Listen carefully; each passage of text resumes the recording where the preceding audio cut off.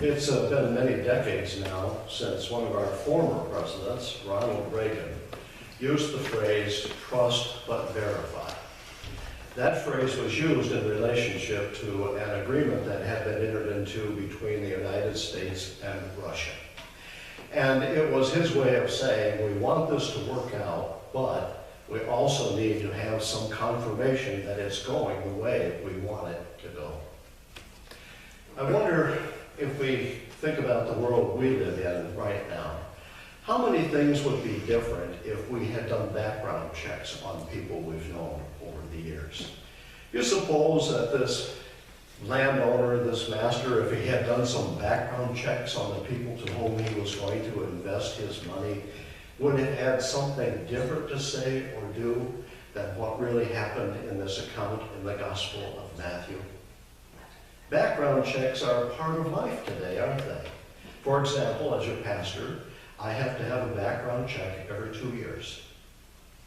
We have in our church what we call a safe sanctuaries policy. So we make sure that when we gather together for worship and education and for whatever fellowship event we are secure with each other.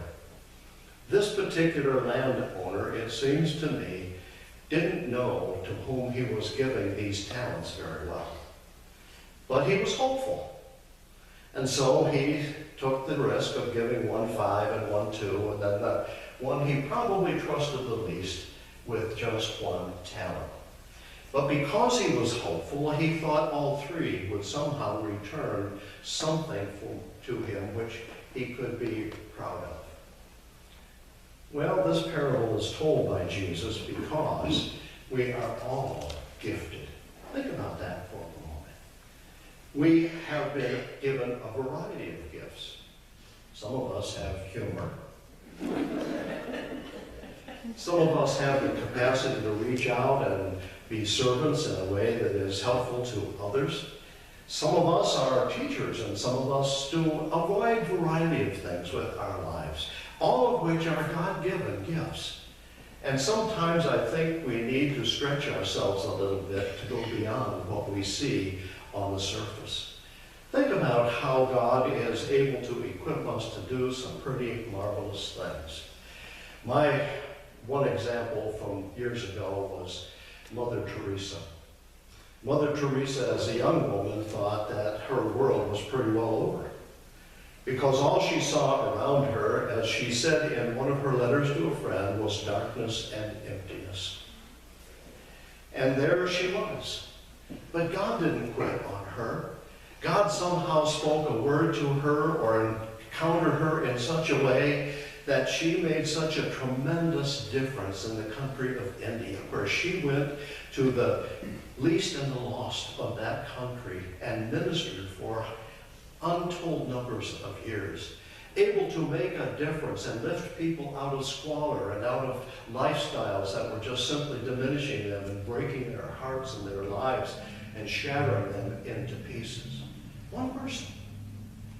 We have no idea how to estimate how many lives Mother Teresa touched, because somehow at some point in her life, God made her aware that even the darkness and the emptiness of the world could not contain the gift God had given to her. The caring heart, the compassion, the concern for others, the willingness to put herself on the line, even when that was not popular, and to continue to do that year after year for decades, knowing that she was offering to people the opportunity for life and new life.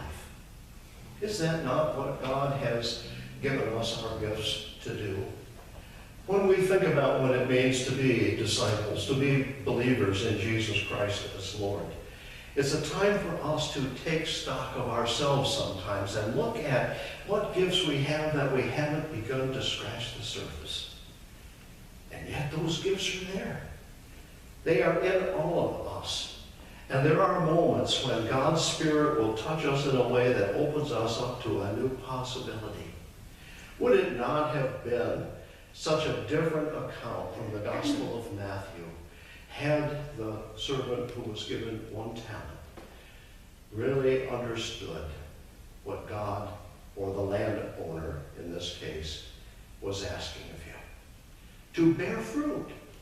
Not just simply to exist and to pass the time until the landowner comes back again, the man who had given the talents to invest.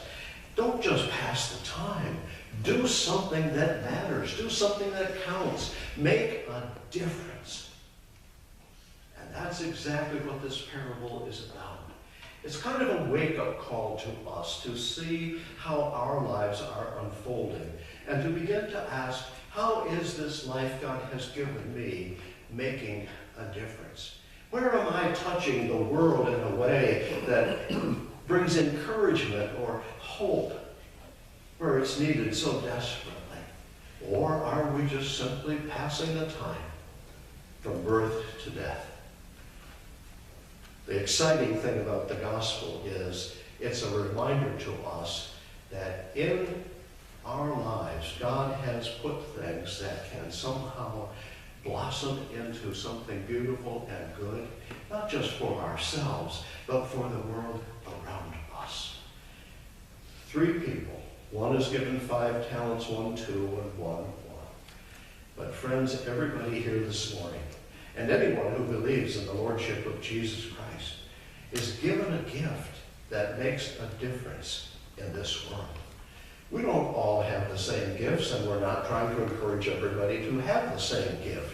But what we are looking at is, where is God at work in your life in such a way that whatever God has put on your heart or laid on your soul can be sparked into a flame. Now, the flame is a symbol of passion. Think about that for a moment. The heat of the flame is a symbol of passion.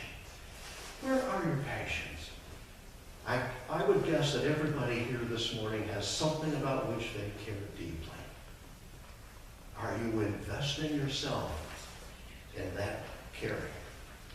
Because that's where the fruit of your life will begin to be experienced by those around you. We are a people who are called to be passionate about what God is at work doing in our lives. How do we do that if we don't trust that God not only gives us a gift and not only equips us, but God goes before us to help that gift become a reality? This is the promise that God has made, that we are not alone. God does not just give us a gift and abandon us to see what comes out of it, but God continues to nurture and care in such a way that the gifts we have can become more real each and every day of our lives. Some of us in this world just pass the time of day. We don't make much of an impact and we don't make much difference. But every life has the capacity. Every life is a gift from God that can bear fruit for the kingdom. Our goal, friends, is to find ways to encourage one another, not to be the person who's given 1 talent and buries it in the ground because we're living in fear. The opposite of fear, of course, is faith, trusting that God not only gives us this talent, but we can put it into practice. We do something with it that matters. And that's exactly what trusting in God is all about. I don't know, but it just seems to me that as many people as profess faith in Jesus Christ, if somehow we all have this understanding that this gift that God has given us not only matters, but it can matter to others, what a different world we would have. So as we continue to celebrate God's gifts in our lives, let's also be aware that that Spirit that God promised to us can lead us to newness of life and to new experience with the gifts God gives us. Take stock of yourselves. Don't wait until the new year. Don't wait until somebody says you have to make some new resolution. We make new resolutions every single day when we become aware that God is at work in a way that's moving us in a new direction. That's what Christians do. Be open to the leading of the Spirit. Always be open to what God is at work doing in you and in me. That's the hope of the world. and it's the promise of Jesus Christ. To bury your talent is to fly in the face of God's purpose for you.